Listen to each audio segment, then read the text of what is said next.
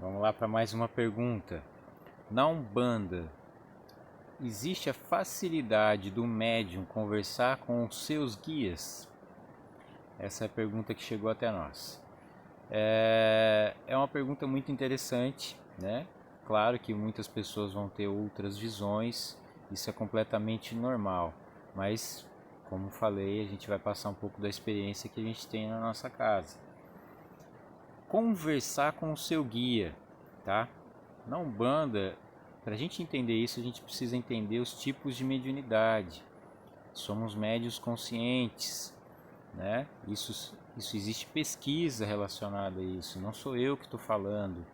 Isso é um fato, tá? Ainda existe alguns terreiros que médiuns se escondem atrás de uma falsa inconsciência, tá? Salvo aqueles idosos, as pessoas mais velhas, que são mais antigas dentro da Umbanda, que nasceram numa outra época, numa outra geração, onde se existia a mediunidade inconsciente.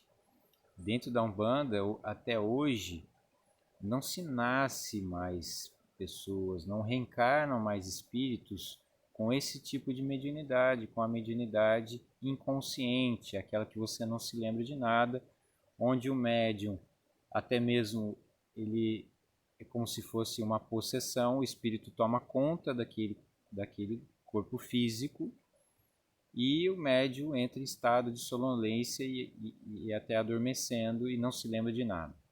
Hoje em dia, a gente tem a mediunidade que existe hoje é uma mediunidade consciente, tá? É uma mediunidade onde o médium lembra de tudo.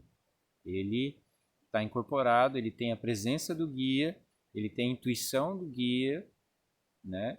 E ele ouve tudo, ele vê tudo, ele sente cheiro, ele sente gosto, tá? Isso é completamente natural.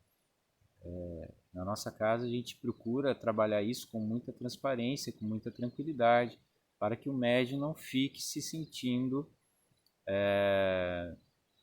desconfortável com essa situação e tentando, como eu já fiz quando eu comecei a desenvolver, eu sentava, incorporava o preto velho e eu tentava dormir, porque eu acreditava que se eu dormisse, eu não ia lembrar de nada e sim, aí eu ia ter uma incorporação.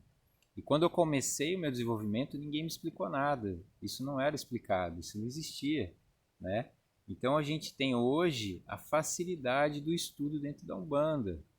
A gente tem muito livro aí que explica sobre a incorporação, como funciona dentro da Umbanda, o que acontece. Muito dirigente consciente passando tudo isso para seus filhos, para seus médios. Mas no meu tempo não tinha. Então eu acreditava que se eu dormisse, o espírito ia tomar conta do meu corpo e eu não ia lembrar de nada. E a honestidade, a verdade, sempre foi uma essência dentro de mim e eu nunca me conformei com aquilo, em fingir que eu não sabia de nada, né? As pessoas, depois que desincorporava, as pessoas falavam assim, não sei, eu não ouvi, falou isso, não sabia, né? E eu nunca fiquei confortável com isso, então o que eu falava? Eu falava realmente que eu lembrava de tudo, né? Bom, mas respondendo a pergunta da facilidade de conversar com os guias, tá? Não existe, pelo menos dentro da nossa doutrina, da forma que a gente trabalha na nossa casa, uma conversa, um diálogo entre você e o espírito, como se você tivesse conversando com uma pessoa, né? As formas com que a gente se comunica com os nossos guias são de uma forma intuitiva.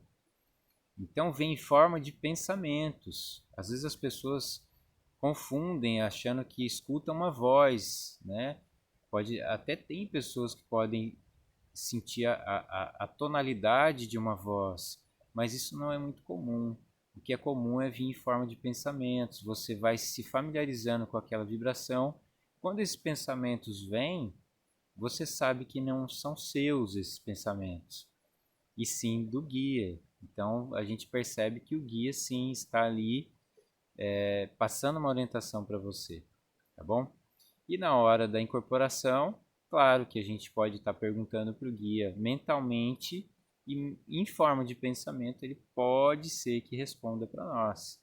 Então, não existe esse diálogo como pessoa, mas existe sim em forma de pensamento, em forma de intuição, tá bom?